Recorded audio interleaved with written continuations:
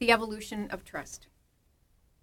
A number of years ago, when my daughter was about 8, we were in a department store shopping.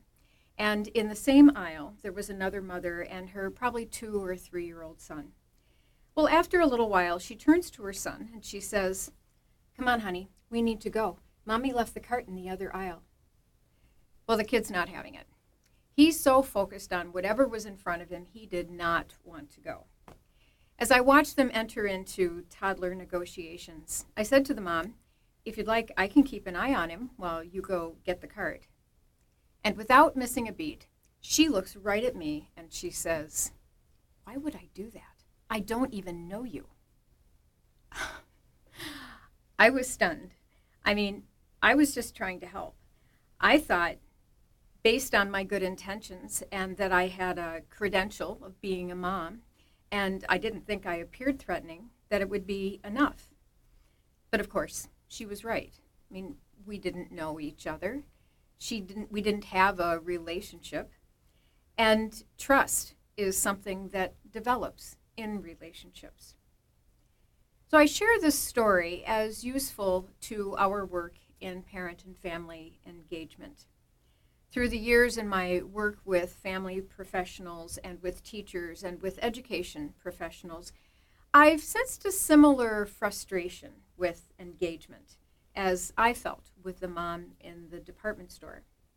Events are held for families, teachers put in extra time to meet one-on-one, and participation is low.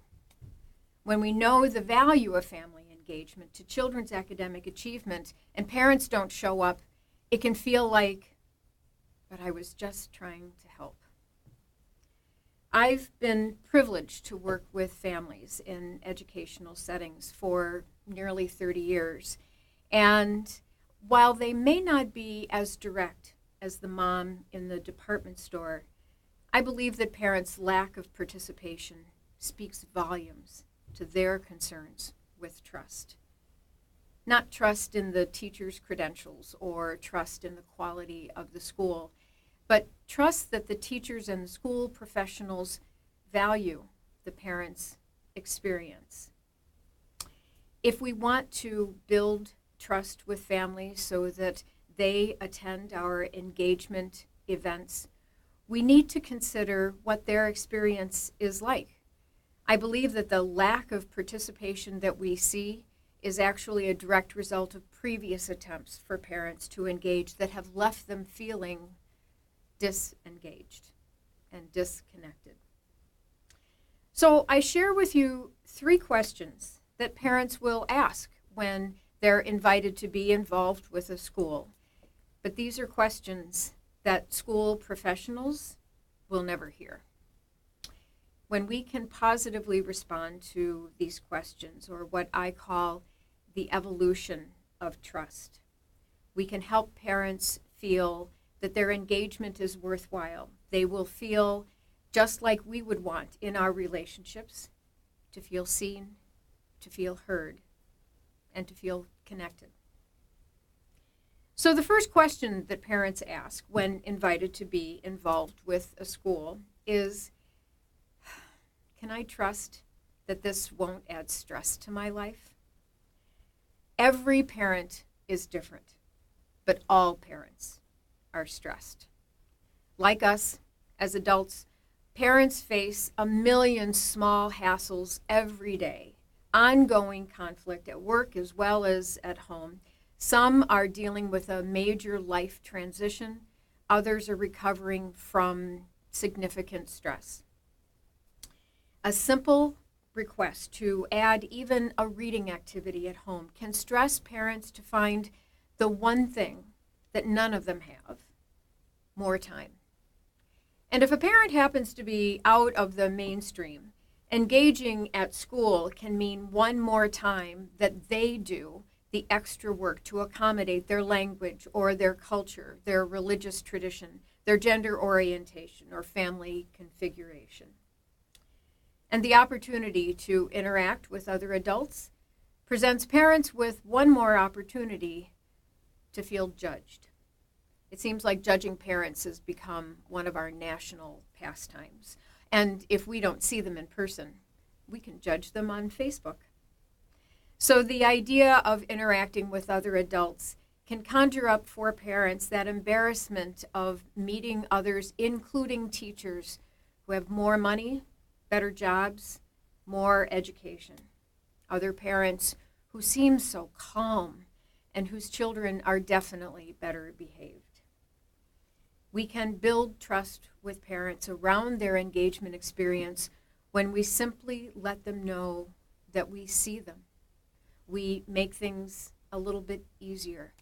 We show compassion for the multitude of stresses in their lives. And we provide them with spaces that feel safe. And then, at the idea of coming to a school or engaging in an educational event, parents will ask, can I trust that my questions about my child will be answered?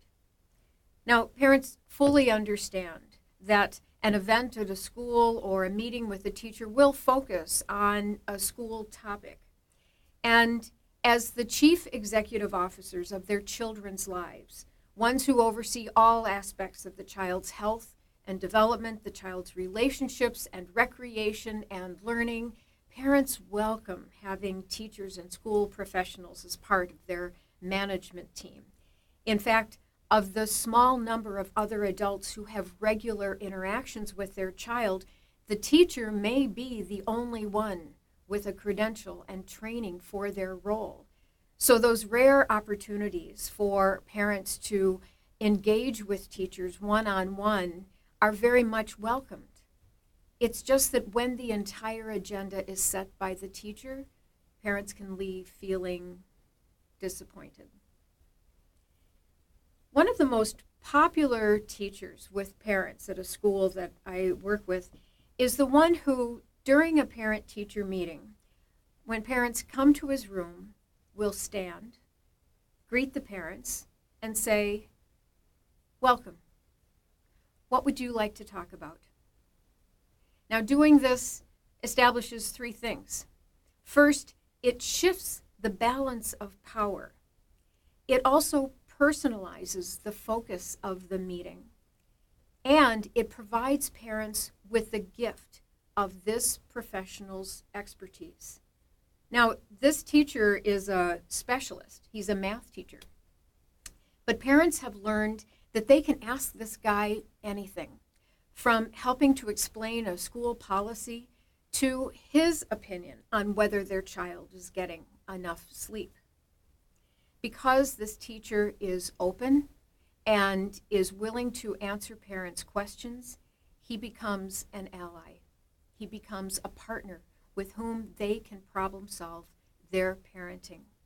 He becomes someone they feel listens to them, someone that they feel close to, and he becomes someone from whom the parents want to learn. And then finally, when parents come to a school and they look around and they see other families, parents will dare to ask, can I trust that I'll feel a sense of community? Now, the authority that is Google would tell us that a school is an institution for educating children. But think of it, schools are also marvelous places for connecting families. Large numbers of families all send their child to the same place for the same purpose. Children who are of similar age sent to a building that is in the neighborhood or the city that most of the families live. And as adults, we love interacting with other people who are like ourselves. And given the chance for discussion and interaction, we learn even more similarities and our social ties become stronger. So the school is like the hub of this large network of families that are tied by their social connections that are just waiting to be activated. And the good news is that a school that can positively respond to those first two questions that parents have, that provides spaces that feel welcoming and safe, and professionals who feel like allies and partners, are definitely places that parents will want to come. But as adults, we all need that extra little nudge to encourage us to talk with others who are unfamiliar to us.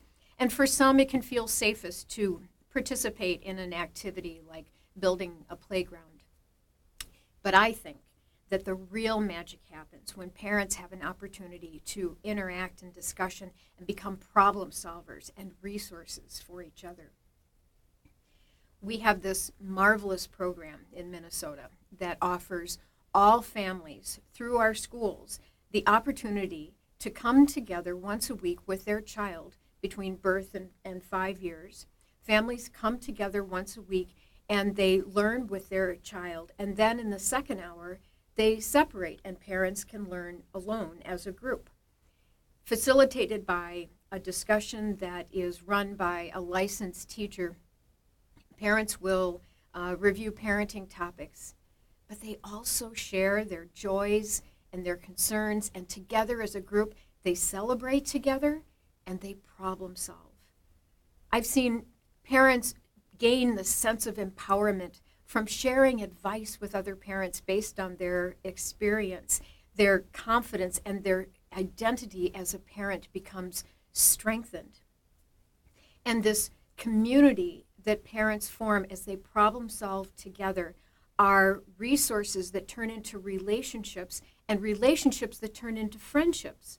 Relationships that extend beyond the classroom into the community and beyond the child's early years throughout the child's parenting experience. It is so marvelous in early childhood that we can provide parents with this gift of a community that lives with them and is a resource for them throughout their child's life. This resource of support is the antidote to the stress that parents feel. And we know from research that this community, these social ties for parents, is only positive for their parenting experience, because parents who have a large number of diverse connections that are strong, are parents who feel more confident in their parenting, parents who have a stronger parenting identity, parents who demonstrate more responsive, nurturing, and developmentally appropriate behavior with their children. So yes, I know family engagement is hard, especially when teachers are trained mostly to focus on children and not so much on their families. That those opportunities for engagement can feel challenging and intimidating, and yes, they can feel frustrating. That mom in the department store years ago, she didn't want me watching her child because we didn't have a relationship that had developed her sense of trust. As education professionals, when we can develop that kind of relationship with parents so that they feel seen, they feel heard, and they feel part of a wider community, when we can do that, I promise you that your engagement outcomes for those children will go far beyond your expectations.